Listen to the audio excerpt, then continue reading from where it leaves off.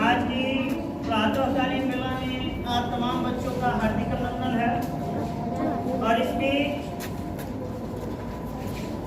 आप लोगों के बीच में हम फिर से उपस्थित हुए और आप सभी जानते भी हैं कि हमारे विद्यालय के प्रातःकालीन सभा में यानी प्रार्थना सभा में प्रत्येक दिन कुछ न कुछ विशिष्ट बातों के बारे में चर्चा की जाती है और विशिष्ट बातों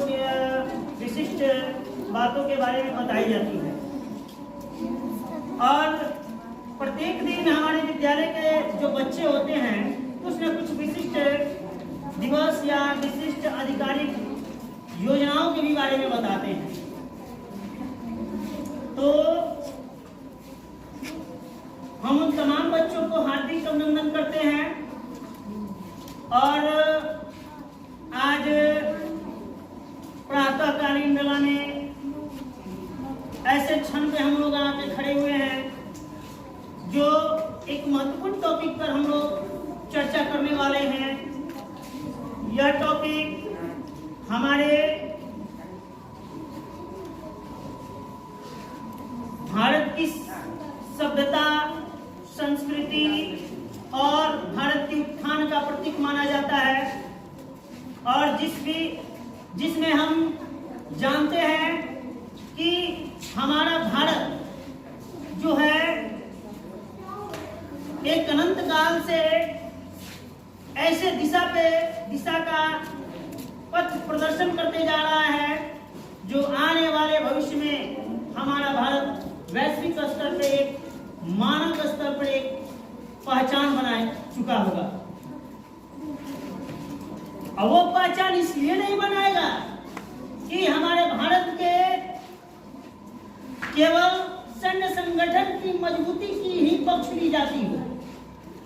हमारा भारत इसलिए मजबूत नहीं होगा कि हमारा भारत में एक एकता का प्रतीक को माना जाता हो, बल्कि हमारे भारत में यह भी माना जाता है कि हम भारत और हिंदी और सिंधवासी हम अपनी देश की सभ्यता और संस्कृति का प्रतीक माने जाने वाले ऐसे भाषा को एकता का प्रतीक में बांधते हैं जो ये समस्त पूरे भारत को ही पूरे विश्व को एक सूत्र में बांधती है। आज मैं उस भाषा का उद्घोषणा करने जा रहा हूँ, उस भाषा के बारे में मैं बताने जा रहा हूँ जो हमारी भारत की राज्य भाषा मानी जाती है और आधिकारिक भाषा मानी जाती है। परंतु यह याद होना चाहिए, स्वतः स्मरण होना चाहिए कि वह हमारी भारत की संविधान सभा में एक राष्ट्रीय भाषा के रूप में अर्जित नहीं है। बच्चों, आज मैं हिंदी दिवस के विषय में कुछ बताने जा रहा हूँ। ऐसे रोचक तथ्य और फैक्ट के बारे में बताने जा रहा हूँ जो हमारी ही नहीं हमारे पूरे ब्रह्मांड को एक सूत्र में बांधती है। पता होना चाहिए कि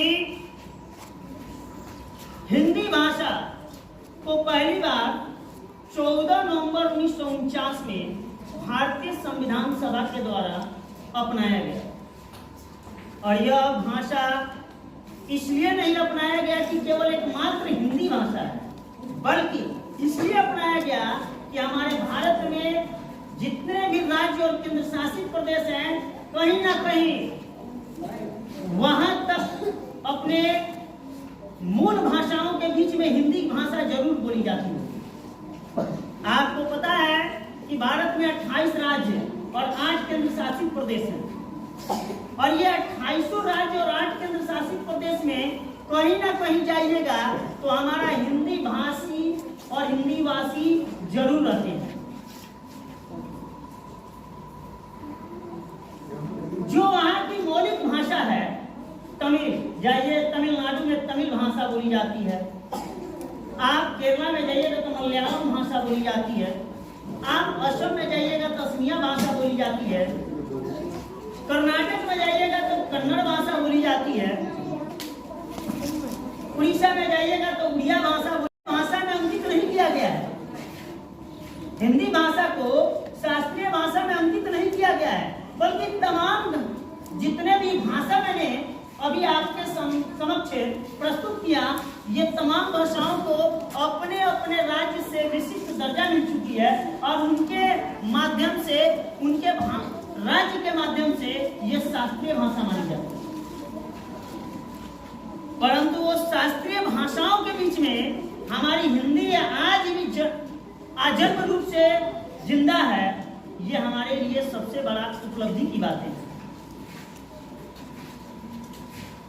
देखिए, अभिषेक सर को पता है आप लोगों को कि अभिषेक सर हमेशा अंग्रेजी में बात करते हैं।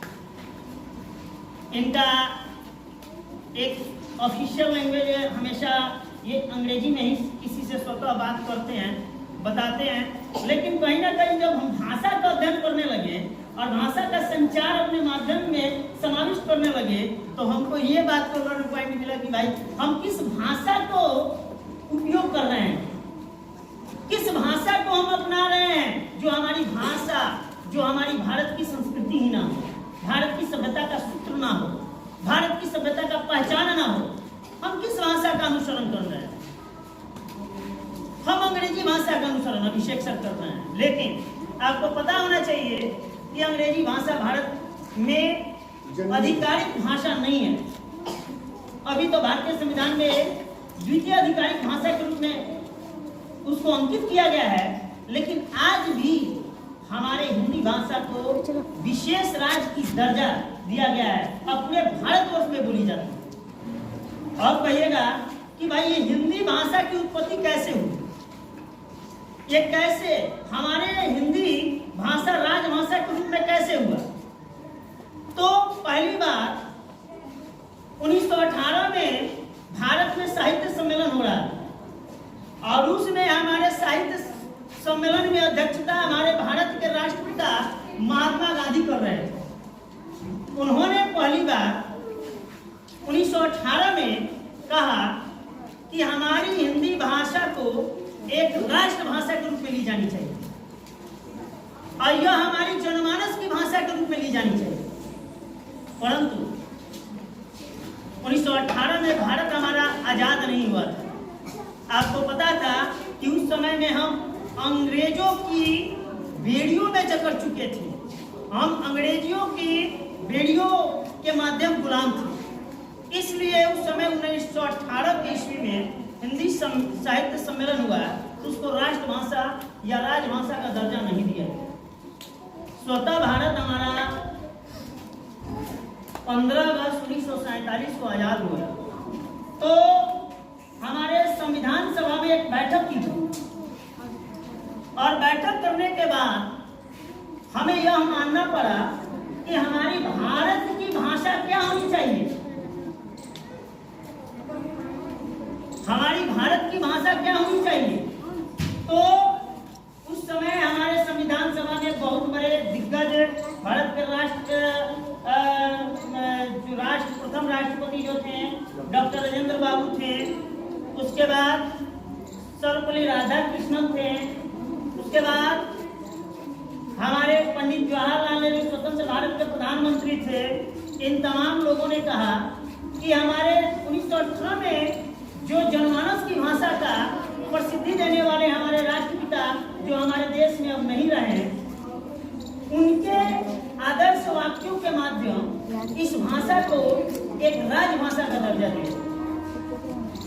तो पहली बार हिंदी को 14 सितंबर 1949 को राजभाषा के रूप में भारतीय संविधान में दर्जा दिया गया। इसको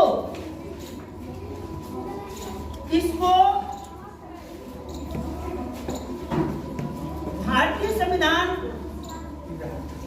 अनुसूची 8 और भाग 17 धारा 343(1) के माध्यम भारत को हिंदी भाषा को आधिकारिक भाषा के रूप में अर्जित किया गया।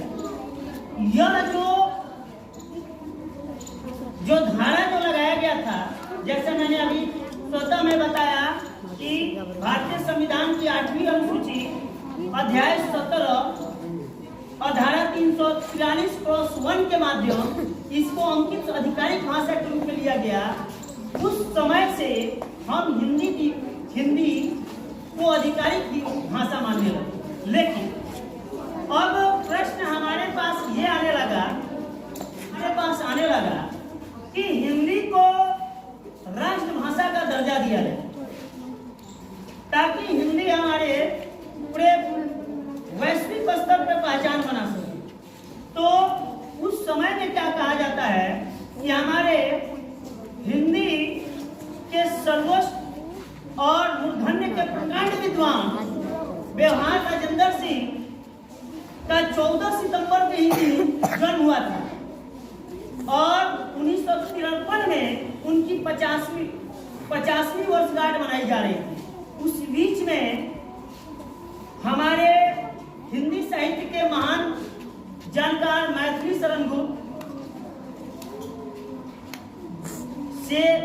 सेठ गोविंद दास तृतीय, व्यवहार राजेंद्र सिंह और एक और भी महान विद्वान थे, उनका भी नाम मुझे स्मरण नहीं आ रहा है।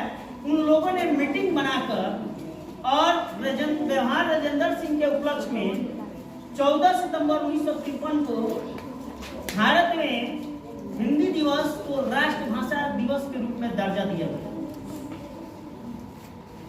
तब से लेकर आज तक हम हिंदी दिवस को राष्ट्रभाषा के दिवस में हम मनाते आ रहे हैं। परंतु यह हिंदी दिवस, जो हिंदी भाषा जो है, यहाँ ही नहीं, हमारे पूरे वैश्विक स्तर पे जर्मनी, फिजी, कनाडा, फ्रांस, पूरे यूरोपीय कंट्री में जहां जहां हमारे हिंदी वासी हैं, सिंधवासी हैं, वहां पे भी हिंदी बोली जाती है।